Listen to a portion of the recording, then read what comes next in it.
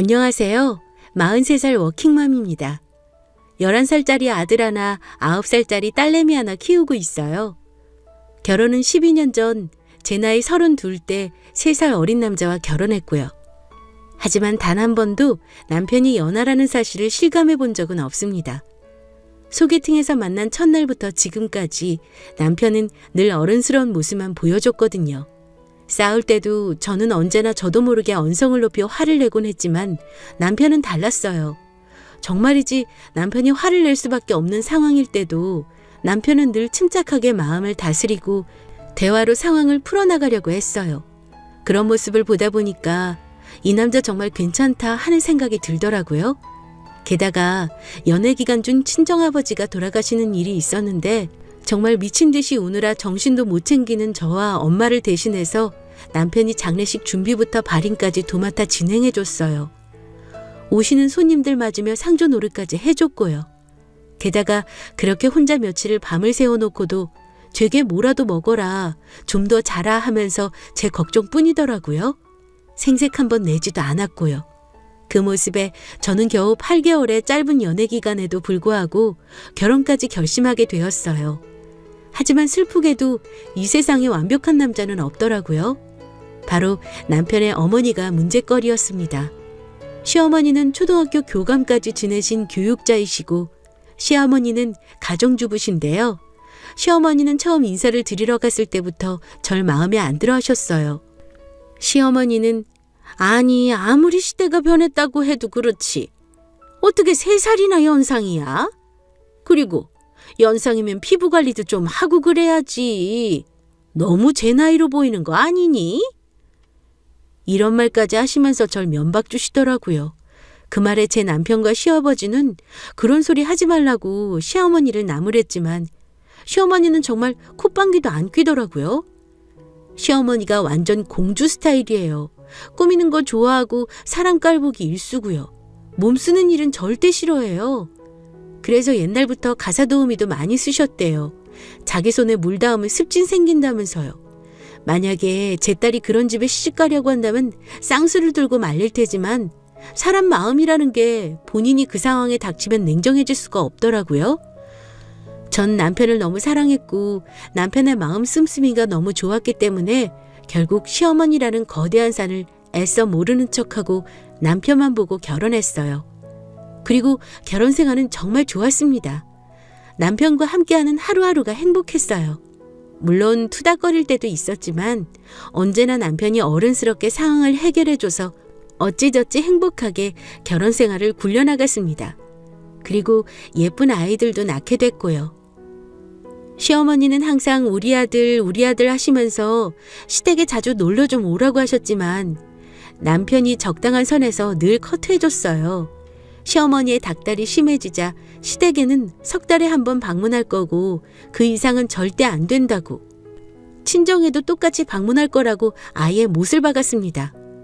시어머니는 그게 말이 되느냐며 거품을 물었어요. 하지만 시아버지도 시댁 식구가 자꾸 얼굴 비추면 못 쓴다고 하시면서 아들한테 그만 집착하라고 핀잔까지 주셨어요. 시어머니는 남편과 시아버지의 완강함 때문에 입을 삐죽대면서도 결국 석 달에 한 번 방문에 동의했습니다. 물론 저는 시댁에 방문할 때마다 힘든 시집살이를 견뎌야 했어요. 시어머니께서는 본인은 먼지에 정말 예민하다면서 집안 곳곳을 청소하게 시켰는데 심지어 마대자루가 있는데도 불구하고 걸레질은 꼭 무릎을 꿇고 하라고 시켰어요. 한 번은 손이 많이 가는 갈비찜, 잡채, 전골 등등이 드시고 싶다고 해서 3시간이나 시간을 들여서 요리했더니 제가 한 건 전부 맛이 없다며 눈앞에서 배달 음식을 시키기도 했고요. 저에게 항상 입버릇처럼 했습니다. 남편은 그럴 때마다 시어미에게 불같이 화를 내주긴 했지만 오히려 제가 말렸어요. 석 달에 한 번만 참으면 되는 데다가 남편이 항상 저에게 미안하다고 고맙다고 말해주고 시댁에 다녀오면 꽃다발처럼 작은 선물이라도 챙겨주었거든요. 그래서 그냥저냥 버텨낼 수 있었습니다. 하지만 그런 결혼 생활이 10년이 넘어갈 무렵 제가 상상치도 못했던 시집살이가 펼쳐지게 되었습니다. 저는 문구회사를 다니고 있고 남편은 프리랜서 영상 편집자로 일을 하고 있어요. 그래서 저는 출퇴근을 하지만 남편은 외주를 받아서 재택근무를 해요. 그런데 회사에서 제게 강원도로 지방 발령을 낸 겁니다. 본사 직원으로서 공장 가까이에 머물면서 공장과 조금 더 원활하고 빠르게 소통해달라는 게 회사의 당부였어요. 하지만 원래 거주지였던 서울을 떠나 갑자기 강원도로 간다는 건 정말 엄청나게 큰일이잖아요. 아무래도 회사를 그만둘 수는 없고 가족들은 다 두고 저 혼자 강원도로 이사 가는 게 어떨까 싶어 남편에게 고민을 털어놓았어요. 그랬더니 남편이 심각한 표정으로 그러더라고요. 어떻게 당신 혼자 강원도에 살아? 그러지 말고 다 같이 이사하자. 당신 외롭게 혼자 사는 꼴 나 못 봐. 제가 너무 놀라서 진심이냐고 하니까 당연히 진심이라고, 같이 안 살면 어떻게 부부겠냐고 하더라고요.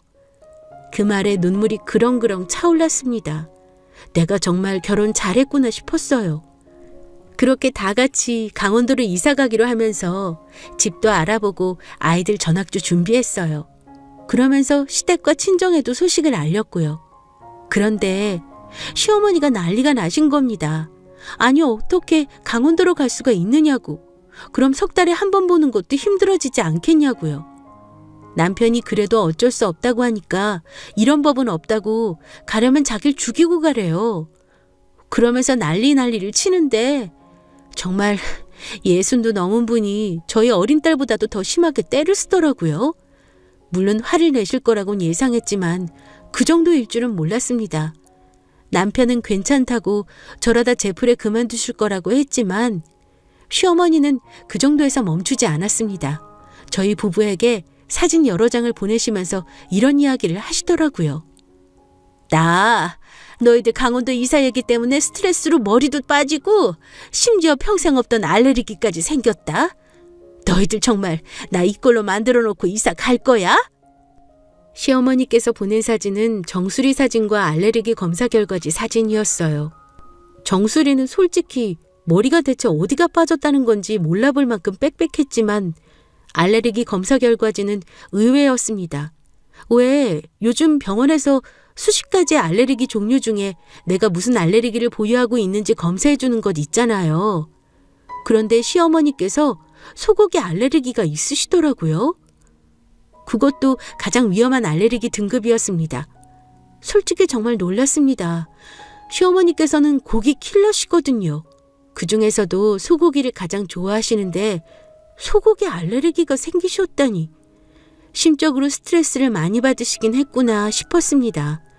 남편도 당황해서는 크게 걱정을 하더라고요. 말로는 계획한 대로 그냥 강원도에 가자고 말하는 남편이었지만 아무래도 이대로 가버리면 저도 남편도 마음이 불편할 게 뻔하더라고요. 그래서 저는 강원도로 이사 가기 전에 한 달 동안 시댁에서 시어머니 마음을 풀어드리기로 마음먹었어요. 남편에게도 그러자고 했더니 남편도 정말이냐고, 사실 마음이 많이 불편했는데 그렇게 해주면 정말 좋겠다고 고맙다고 하더라고요. 그래서 시어머니께 전화를 걸어서 한 달 동안 같이 살면서 서운한 마음을 풀자고 말씀드렸더니 시어머니가 지금 적선하는 거냐며 또 고래고래 소리를 지르는 겁니다. 하지만 그러면서도 또 올 거면 빨리 오라고 하더라고요. 정말 어느 장단에 춤을 추라는 건지 모르겠는 일이었지만 어쨌든 저희는 한 달 동안 시부모님과 함께 살게 되었어요. 덕분에 아이들 등하교 시켜주는 일이 만만치 않게 되었지만 딱 한 달만 고생하면 되니 참고 버티면서 시어머니와 이럴 때 원만한 관계 유지하면서 잘 지내는 것도 나쁘지 않겠다는 생각도 들었습니다. 그렇게 시댁에 들어갔는데 사람은 역시나는 역시나더군요. 시댁에서 저는 언제 그랬냐는 듯 시집살이에 시달리게 되었습니다. 시어머니는 집안일은 물론 사소한 심부름 하나까지 전부 다 저를 시켰어요. 물 떠와라, 아니 찬물 말고 미지근한 물 떠와라, 아니 컵에 립스틱 자국 남아있는 것 안 보이냐, 다른 거 가져와라 등등등. 노이로제가 생길 지경이었죠. 남편도 재택근무를 하느라 내내 집에 있으니 당연히 절 도와주려 했지만 제가 말렸어요. 당신이 이러면 우리 한 달 뒤에 갈 때 또 엄한 소리 들어야 한다고요. 저는 한 달만 눈 딱 감고 참자고 저 자신을 다독였어요. 시어머니가 뭐라고 고래고래 잔소리하실 때는 그냥 한 귀로 듣고 한 귀로 흘렸고요. 제게 쉬기 직전인 찬밥을 먹으라고 주셔도 참고 너 갈수록 못생겨지고 늙는다고 이러다가는 사람들이 나를 더 어리게 보겠다고 깔깔 웃으실 때도 참았습니다. 하지만 정말이지 참기 힘든 건 시어머니가 손주들을 차별하실 때였어요. 늘 아들 하시는 것처럼 손녀는 보지도 않고 손자만 챙기시더라고요. 같은 식탁에 손자 앞에만 고기 반찬 밀어주시는 걸 볼 때마다 정말 제 딸이 불쌍해서 눈물이 다 나려고 했지만 그래도 꾹 참았어요. 남편도 정말이지 나쁘꾸럽고 미안하다고 했지만 제가 티내지 말라고 했습니다. 시아버지도 시어머니가 소고기 알레르기까지 생겼다니 많이 유하게 대해주려고 노력하셔서 시어머니는 더더욱 기세가 등등해졌어요. 그러던 어느 날이었습니다. 시어머니가 샤브샤브가 드시고 싶다고 하셔서 소고기 샤브샤브와 돼지고기 샤브샤브를 따로 만들었어요. 시어머니는 소고기가 비싸니까 여자들은 전부 돼지고기 샤브샤브를 먹자고 하시더라고요. 소고기 샤브샤브는 남자들 주고요. 또 울컥 화가 밀려왔지만 참았습니다. 사실은 어머니는 소고기 알레르기가 있어서 못 드셔서 그런 핑계를 대고 저를 못 먹게 한 거죠. 참 어이가 뺨을 치더군요. 하지만 전 티를 내지 않고 그냥 네 어머니 하고 초심을 잃은 듯 대답했습니다. 전 초저녁 때부터 가스레인지 앞에 붙어서 샤브샤브 두 냄비를 열심히 끓여 식탁에 내놨습니다. 다들 맛있다면서 먹더라고요. 하지만 시어머니는 간이 짜다는 둥 깊은 맛이 없다는 둥 타박을 했습니다. 그래도 그냥 흘려들으며 식구들 그릇 채워주고 있는데 갑자기 시어머니가 캑캑거리면서 목을 붙잡는 거예요. 너무 깜짝 놀라서 왜 그러시냐고 하니까 숨을 못 쉬겠다면서 버둥거리시는 거예요. 알레르기 반응이 난 모양이었습니다. 그 모습을 보는데 정말 소름이 끼칠 만큼 무섭고 제 온몸이 다 딱딱하게 굳어버리더라고요. 시아버지는 황급히 시어머니를 부축하고 남편은 119를 부르려는데 시어머니가 119는 됐고 약이나 가져오라고 컥컥거리면서 말하는 거예요. 그래서 얼른 알레르기 약을 가져다 드렸더니 물과 함께 삼키고서 헐떡이더라고요. 그리고 얼마 지나지 않아서 이제야 좀 살 것 같다고 하는 겁니다. 남편은 정말 119 안 불러도 되겠냐고 했지만 시어머니는 됐다고 병원에서도 이럴 때 약 먹으면 된다고 했다는 거예요. 그러고는 저를 확 째려보더라고요. 너 국자 섞었었지? 얘가 아주 시어머니를 죽이려 들어? 그러면서 서러워 죽겠다는 듯 눈물까지 맺히더라고요. 어쩌겠습니까? 당연히 제가 죄인이지요. 정신없이 식구들 챙기느라 국자를 섞었었는지 아닌지 전혀 모르겠더라고요. 그래서 그냥 너무 죄송하다고 한 번만 용서해달라고 빌었어요. 시아버지도 이번엔 며느리 내가 잘못했다고 하시더라고요. 남편도 마찬가지였고요. 당신이 잘못했어. 어머니 알레르기 있으니까 조금 더 조심하지 그랬어. 당신 불찰이야. 남편이 처음으로 제 편을 안 들어주니까 정말 서럽더라고요. 하지만 물론 제 잘못이니 일단 계속 빌었습니다. 시어머니는 아량을 베풀어준다는 듯 이번 한 번만 용서해준다고 흥 콧방귀를 뀌더라고요. 눈물이 다 찔끔 나더라고요. 정말 몸도 마음도 고되다는 게 이런 거구나 그때 느꼈습니다. 샤브샤브 사건 이후로 저는 정말 더 조심했어요. 다시다도 소고기 다시다는 절대 안 썼고 혹시나 소고기 국물이 튈까 싶어 시어머니 음식은 아예 1인용 인덕션에 멀찍이 떨어뜨려서 조리했습니다. 시어머니도 그래 그 정도 정성은 있어야 며느리라면서 앞으로도 계속 그렇게 하라고 말씀하시더라고요. 한숨이 푹푹 절로 나왔지만 지은 죄가 있으니 입을 다물었습니다. 남편은 알레르기 사건 이후로 절 대하는 태도가 조금 싸늘해졌고요. 서럽고 섭섭한 마음에 저는 식구들이 모두 자는 새벽을 틈타서 친구와 종종 전화로 수다를 떨고는 했습니다. 그러다 제가 지난 샤브샤브 사건을 털어놨어요.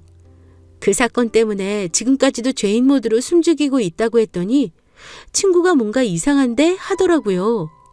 뭐가 이상하냐니까 친구도 심한 복숭아 알레르기가 있는데 숨을 못 쉴 정도로 기도가 부어올랐다면 절대 시판 알레르기 약 정도로는 가라앉지 않는다는 거예요. 아예 침도 못 삼킬 정도인데 어떻게 약을 삼킬 수가 있냐고 하더라고요. 친구의 말에 갑자기 쎄한 분위기가 몰려왔습니다. 사실 저도 그렇고 시댁 식구들도 그렇고 알레르기가 있는 사람이 한 명도 없어서 관련 지식이 없거든요. 그러고 보니 정말 친구의 말대로 숨을 못 쉴 정도인데 어떻게 약을 삼키셨지 하는 생각이 들더라고요. 설마 아니겠지 싶었지만 쎄한 기분은 가라앉지 않았습니다. 그래서 시어머니가 보내셨던 사진을 급히 다 뒤져봤어요. 그런데 이제 보니까 알레르기 검사지 맨 윗부분에 교묘하게 잘려있더라고요. 보통 환자 이름이 맨 윗부분에 적혀 있잖아요. 아무래도 뭔가 이상하다 싶었습니다. 검사 결과지를 봐야겠다 싶더라고요. 그날부터 전 식구들이 집에 없을 때를 노려 집을 조금씩 뒤지기 시작했어요. 누가 보면 너무 집요하다고 생각할지도 모르겠지만 그땐 정말이지 그 쎄하고 찝찝한 기분 때문에 잠을 못 잘 정도였어요. 꼭 진실을 밝히고 말겠다는 생각뿐이었습니다. 그리고 집안을 뒤진 지 딱 나흘이 되었을 때 전 검사 결과지를 찾아냈어요. 장롱이 깊숙이 숨겨져 있었습니다. 그런 곳에 숨겨놨다는 것부터가 수상했어요. 그리고 결과지 내용을 확인한 순간 전 정말이지 경악을 금치 못했습니다. 어머님의 알레르기 결과지는 깨끗했어요. 그 흔한 진먼지 알레르기도 하나 없이 아주 깨끗했습니다. 소고기 알레르기가 있는 결과지도 함께 있었는데 그건 다른 사람의 이름으로 돼 있었어요. 생년이 어머님과 동년배인 것이 아마 친구분의 결과지를 빌린 모양이었습니다. 정말 소름이 돋고 어이가 없더라고요. 처음에는 대체 이걸 어떻게 할까, 그냥 눈 딱 감고 모른 척 할까 하는 생각도 있었습니다. 정말이지 엄청난 폭탄 선언이라 터뜨리는 게 부담스럽더라고요. 하지만 이대로 가슴속에 묻어버리기에는 정말 심장이 터질 것 같아서 시어머니께 조용히 대체 왜 그러셨냐고 여쭤보려고 했어요. 서로 진지하게 대화한 뒤 시어머니께서 자신의 거짓말을 스스로 털어놓으실 수 있도록 기회를 드리는 게 좋겠다 싶었습니다. 그래서 제가 비밀을 알아낸 바로 그날 시어머니께서 외출해서 돌아오셨길래 같이 산책 가시지 않겠냐고 여쭤봤어요. 그랬더니 갑자기 절 위아래로 훑어보시더라고요. 시어머니 특유의 공주 눈빛이었어요. 사람을 완전히 깔보는 눈빛이요. 그러더니 어이가 없다는 듯이 말씀하시더라고요. 너는 시어머니 황천길 보낼 뻔해놓고 뻔뻔하게 산책 가자는 말이 나오니? 너는 조선시대 같았으면 바로 집 밖으로 내쫓겨서 객사했을 거야. 나 정도 되는 시어머니니까 데리고 살아주는 거지. 그러면서 제 어깨를 확 밀쳐버리고 지나가는데 그 순간 저는 제 안의 모든 인내심을 다 잃어버렸습니다. 너무 서럽고 화가 나서 주먹이 다 부들부들 떨리더라고요. 눈물도 저절로 쏟아지고요. 아, 시어머니에게는 마지막 기회조차도 사치구나 싶었어요. 집안 분위기고 뭐고 그냥 터트려버리겠다고 결심하게 됐습니다. 그래서 다음 날 저는 문제의 샤브샤브를 다시 준비했어요. 소고기 샤브샤브와 돼지고기 샤브샤브를요. 두 고기 다 부드럽고 야들야들한 부위를 엄선해서 아주 얇게 썰었습니다.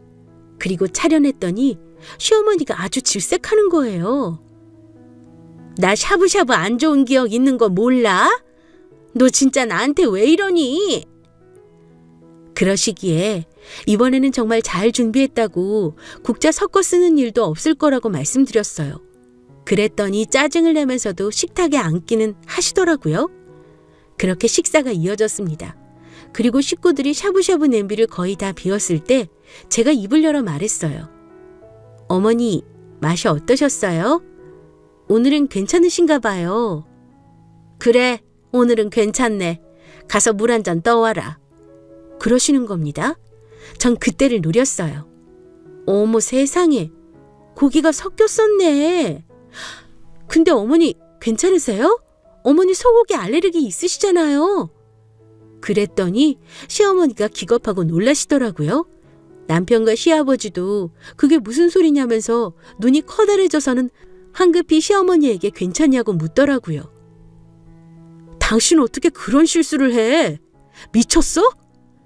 남편은 아예 눈이 돌아서는 저한테 버럭버럭 소리를 쳤어요. 시어머니는 그러자 갑자기 또 영화배우 저리 가라는 듯 명령기를 시작하는 겁니다. 벼랑간 캑캑거리면서 기침을 토해내더니 전현이 정말 날 죽이려는 게 확실하다고 사지를 떨고 난리를 부리더라고요. 남편은 바로 119로 전화하려 했지만 시어머니는 또다시 됐다고 약을 가져오라고 외쳤어요. 시아버지는 제게 정신머리가 있는 거냐며 화를 고래고래 내셨고요. 저는 정신이 없어 우왕좌왕하고 있는 남편에게 내가 대신 약을 가져오겠다고 말한 뒤 앞치마 주머니에 넣어두고 있었던 문제의 알레르기 검사 결과지를 시어머니 손에 꽉 쥐어줬습니다. 어머님을 싹 낫게 해드릴 약이 바로 여기 있다고 말하면서요. 시어머니는 뭔가 이상하다 싶었는지 버둥거리면서 눈을 살짝 떴고 제가 내민 종이가 무엇인지 깨달은 순간 얼굴이 새하얘졌습니다. 시아버지는 이렇게 급한 와중에 뭐냐며 화를 내셨지만 시어머니가 갑자기 발작을 멈추자 이상함을 느끼고 종이를 빼앗아 들어 내용을 살피셨어요. 그리고 얼음장이 되셨습니다. 남편도 대체 무슨 일이냐며 다가와서는 종이를 살펴보고 소스라쳤습니다. 시어머니는 조용히 눈치를 살피기 시작했고요. 저는 미리 준비해뒀던 짐가방을 챙긴 뒤 아이들 손을 하나씩 붙잡았어요. 아이들도 집안에 큰 소리가 나고 있으니 분위기를 파악하고 조용히 있더라고요. 저는 사색이 된 어머니를 바라보며 말했어요. 저 이혼합니다. 이렇게 하나밖에 없는 며느리를 어떻게든 괴롭히려고 하는 집안하고는 못 살아요. 그러니 시어머님 말이라면 꿈쩍 못하는 며느리 구해서 벽에 똥칠할 때까지 잘 사세요. 아시겠어요? 하고 집을 나와버렸습니다. 제가 현관으로 향하니까 남편이 기겁하고 달려와서 절 붙잡았습니다. 시아버지도 마찬가지였고요. 미안하다고 용서해달라고 남편과 시아버지가 정말이지 빌듯이 말씀하시더라고요. 사실 정말로 이혼할 생각은 없었습니다. 솔직히 시어머니 때문에 포기해버리기에는 남편이 너무 아깝기도 했고요. 아이들에게 아빠 없는 삶을 물려주고 싶지도 않았어요. 하지만 그 순간만큼은 제가 세게 나가야 할 타이밍이라고 생각했습니다. 시어머니는 바닥에 주저앉은 채로 어쩔 줄 모르고 눈만 굴리고 있었고요. 저는 근처 호텔에 가 있겠다고 재산 분할 어떻게 할지 생각해서 오라고 남편에게 단호하게 말한 뒤 집을 나갔어요. 남편과 시아버지는 끝까지 주차장까지 절 쫓아오며 미안하다고 빌었지만 전 굴하지 않았습니다. 아이들을 태우고 그대로 호텔로 향했어요. 그렇게 호텔 객실에서 아이들을 재우고 난 뒤 다음날 새벽이 되었을 때였어요. 핸드폰이 울렸습니다. 시아버지셨어요. 일단 전화를 받았더니 묵직한 목소리로 집에 좀 와달라고 하시더라고요. 제발 부탁이라고 말씀하시는데 목소리가 너무 안 좋으셔서 알겠다고 했습니다. 말했듯 저는 이혼 생각이 없었고 바라는 건 문제를 해결하는 거였으니까요. 그래서 아이들을 깨워 차에 태운 뒤 집으로 갔습니다. 문을 열었더니 안절부절 못하고 서 있는 남편이 달려나와 절 끌어안더라고요. 시어머니는 절 보더니 입술을 실룩대면서 사납게 눈을 일그러뜨렸고요. 아직도 반성을 안 하시는구나 싶었어요. 일단 아이들은 방에 넣어두고 하실 말씀 하시라고 했더니 시아버지가 시어머니에게 빨리 말하라고 눈치를 주시더라고요. 그러자 시어머니가 조금 망설이나 싶더니 입을 열었습니다. 정말 미안하다. 내가 객기 부린 거 인정해. 다시는 안 그럴 테니 이제 우리 다시 잘 지내보자꾸나. 내 아들이 너 따라 연고도 없는 강원도에 간다길래 내가 너무 미워서 나도 모르게 그랬다. 미안하다. 하며 누가 봐도 시아버지가 시킨 것처럼 연기대본 대사 읽듯이 건성건성 말을 하시더군요. 사과는 사과였지만 정말이지 진정성이 전혀 느껴지지 않았어요. 시아버지는 사과가 그게 뭐냐며 버럭 화를 냈지만 시어머니는 뻔뻔하게 내가 사과했으니 됐지 하는 표정을 짓고 있더라고요. 기가 차더군요. 그때 곁에서 조용히 듣고 계시던 시아버지가 입을 여셨습니다. 아무래도 이 여편네가 이런 꼴이 된 게 내가 너무 오냐오냐 대접을 하면서 같이 살아서 그런 것 같다. 아무래도 몸쓰는 일을 하면서 반성을 해야 버릇이 고쳐지겠어. 그 말에 시어머니 얼굴이 사색이 되더라고요. 당신 그게 무슨 말이냐면서 소리치니까 시아버지가 최대한 빨리 시골로 이사가면서 농사 지으면서 살겠다고 하시더라고요. 사실 시아버지가 오래전부터 귀농을 바라시긴 했는데 매번 시어머니의 결사반대로 어그러지셨거든요. 시어머니는 기겁한 표정으로 지금 그게 무슨 소리냐고 시아버지에게 와구와구 소리를 치셨지만 시아버지는 눈 하나 깜짝하지 않으셨습니다. 다음 달 안으로 바로 이사 가겠다고 하시면서 제게 제발 이혼만은 다시 생각해달라고 너희들 서로 사랑하지 않냐면서 둘이서 집으로 돌아가서 결혼 생활을 긍정적으로 생각해보라고 하셨어요. 시어머니는 이대로 못 간다고 저와 남편을 절박하게 붙잡으셨어요. 그렇게 제발 시아버지를 말려달라고 제게 애원하는 그 눈빛을 보니 너무 웃겨 죽을 뻔했네요. 하지만 시아버지가 나서서 시어머니를 떼어주시면서 얼른 짐 챙겨서 가라고 하셨습니다. 시어머니는 그날 이후 제게 매일같이 정말 미안하다고 문자를 보내시곤 했어요. 하지만 시아버지의 뜻은 변함이 없었습니다. 시아버지는 정말로 시어머니를 끌고 깡시골로 이사를 가셨어요. 아버님 고향인 전라도 무안으로 가 양파 농사를 짓는다고 했는데 제게 카톡으로 사진을 하나 보내주시는 겁니다. 바로 그 사진은 시어머니가 잔뜩 인상을 쓰면서 더운 땡볕에서 양파를 힘들게 캐고 있는 모습이었답니다. 그러면서 내 시어머니 이렇게 반성하고 있다고 우리 아들 잘 데리고 살아달라고 하시면서요. 본이 치맛자락에 물 좀 튀는 것도 기겁하고 싫어하시던 분이 울상으로 온몸 가득 흙범벅이 되어가며 일하는 걸 보니까 솔직히 고소했습니다. 그 사진을 보고 얼마나 배꼽 잡고 웃은 줄 몰랐어요. 그날 피로가 쫙 풀리는 것처럼요. 어떻게 부부 사이이지만 이렇게 행동하는 모습이나 말하는 모습이 다를 수가 있는지 알다가도 모를 일이었어요. 그리고 저와 남편은 당연히 시어머니가 없으니 자연히 예전의 건강한 관계로 돌아갔고 강원도로 이사도 무사히 했습니다. 그렇게 우리 네 식구는 행복하게 잘 지내고 있어요. 그리고 시어머니하고도 아버님 덕분에 사이가 많이 좋아졌어요. 가끔 전화해서 제 안부도 묻곤 하시고 손주들 보고 싶다며 가끔 찾아오기도 하십니다. 물론 명절 때는 저희가 찾아가고요. 저도 며느리 역할도 잘하면서 그동안의 앙금은 잊어버리고 잘 지내보려고 합니다. 그래도 가족이니까요. 제 사연 들어주셔서 감사합니다.